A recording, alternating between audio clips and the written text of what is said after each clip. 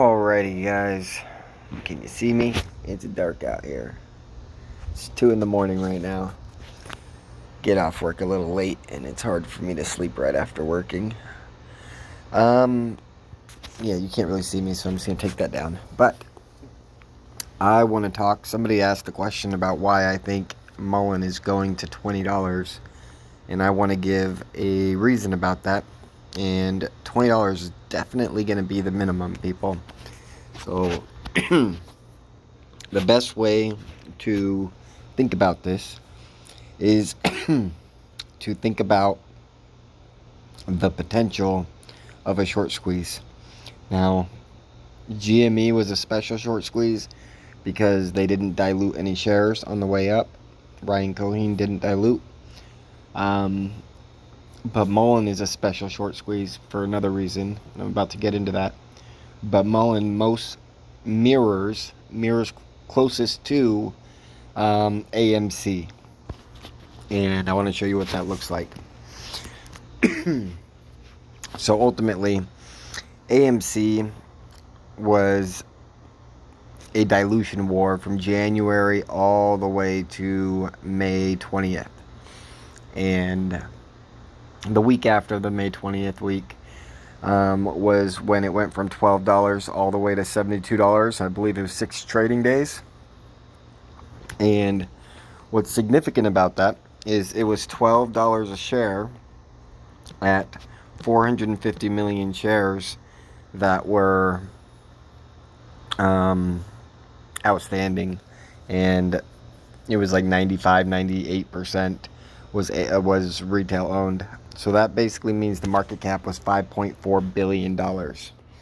Now, it started at the squeeze. The bottom of the squeeze was $5.4 billion market cap.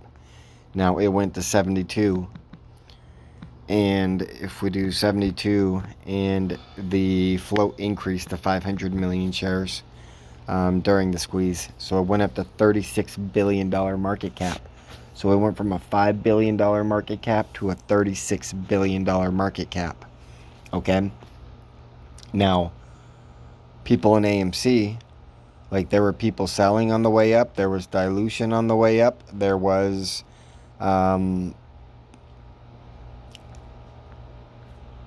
index buying also. So like AMC wasn't in the Russell 2000 until after the squeeze.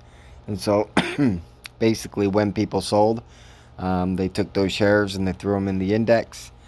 And then there was also a lot of FOMO, and it's hard to estimate exactly how much FOMO there was, but we definitely know there was a lot. Now, this was only a 500-600% ROI squeeze. Now, if you're in the options, you made way more than that. But for the stock players, if you got in at 12 and you sold at 70, still a good ROI, but not great compared to GME at least. GME went from 20 to 480 in 2 weeks. That's 2,400% ROI. So MULN will be the MOAS. And so if we do the $1.20 that it's at now, and we times that by 25, 100% gains, that means $30. So if we hit $30, then MULN will officially be a better squeeze ROI percent-wise than GameStop. So people saying like hold it till 480 like GameStop, like that's nonsense. It's total nonsense. The only way we're going to 480 is if we're going to 10,000 and we're just never selling and we do the MOAS. Okay, so like basically what's happening right now is retail buys every single share, and once we own them all, they cannot stop the price from continuing to go up until we decide to sell. And we sell a large enough number that they're no longer consider MULN a threat. So with AMC, all they had to do is let it go to 70, and there was enough retailers that sold that they had control of the stock again.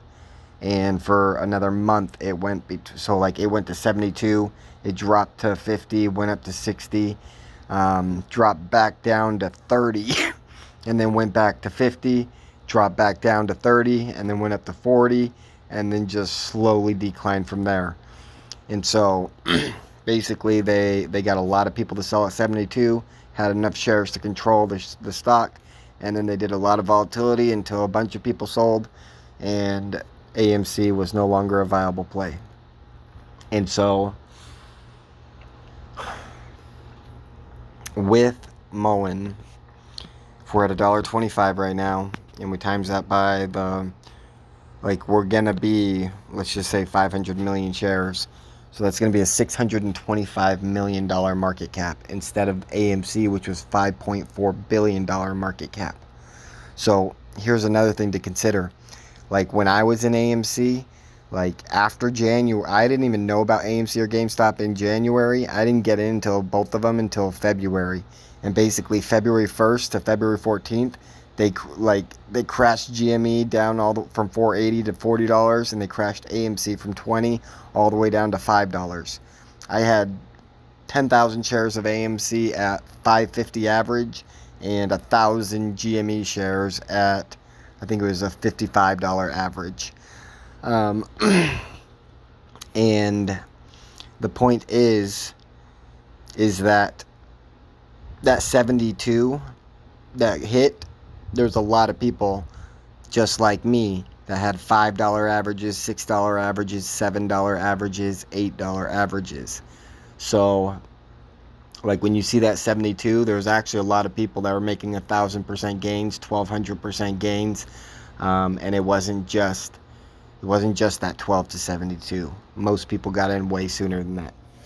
Now, MULN's the exact opposite of AMC, where a lot of people had an average way lower than the starting squeeze low price.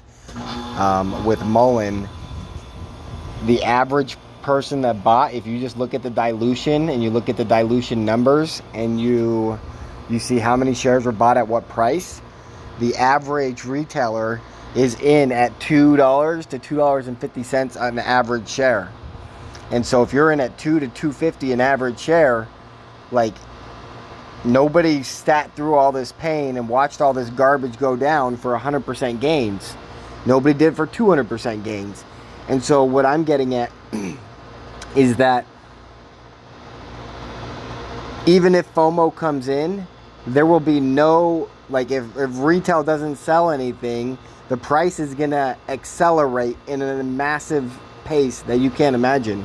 Like we could see it go from $1 to $10 in a single day if nobody sells, and FOMO comes in with $1 billion and nobody sells until it hits $10. But then if they come in with that $1 billion before it hits the $10, when it's at $2, $3, $4, $5, going up hundreds of percents, well, that's going to push it to the 10. And then the few people that sell it to $10, that they're going to get replaced by the FOMO. But imagine how many more FOMOers are going to come once it's at the $10, because that first billion came in when it hit the $3, $4, $5. And so we're going to get another wave of FOMO at the $10 mark. That's going to push us to 20. There'll be another group of sellers, another group of buyers. And as long as retail continues to own 80, 90% of the float, they're going to keep letting the price go up, because the purpose of the squeeze on their end is to make MULN no longer a threat. And the only way they can do that is to get retail to sell their shares. And so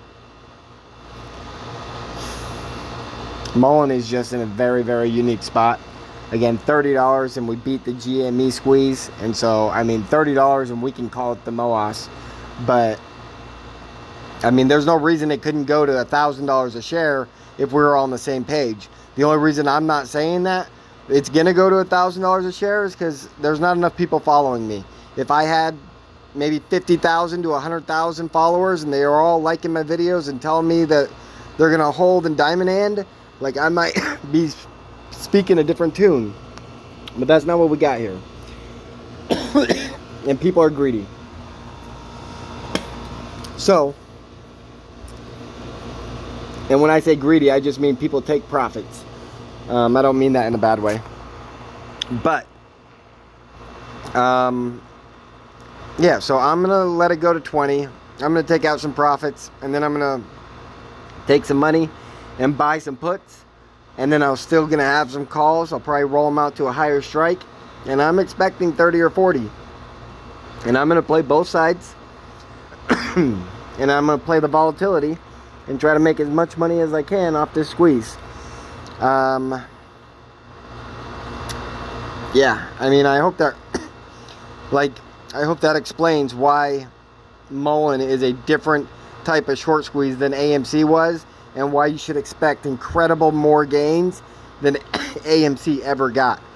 The FOMO, the dollar cost average of the current buyer of MULN. Everyone knows what's going on with this dilution war, and the market cap. I hope that makes sense, people. $20 minimum. Let's go. Let's go.